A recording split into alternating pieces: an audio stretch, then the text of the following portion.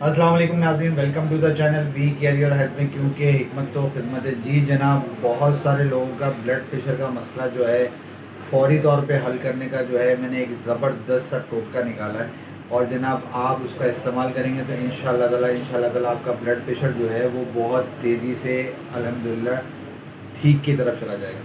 तो आपने करना क्या है, आपने लेना है आधा गिलास पानी, उसके अंदर आपने चौथा हिस्सा जो है मीठा सोडा का डालना है और साथ में आपने आधा चम्मच चीनी का डालना है। उसको मिला लें अच्छी तरीके से और गटागट पी लें। 15-15 मिनट से 3 बार ऐसे करना है, आपका ब्लड प्रेशर नीचे आ जाएगा।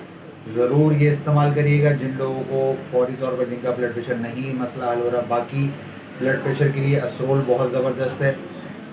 मुझसे रब्ता करना चाहते हैं, नंबर तो आपको याद ही है। मुझे आप इजाज़त दें, मैं आपका हरबुल हकीम मेहर मोहम्मद। अस्सलाम वालेकुम।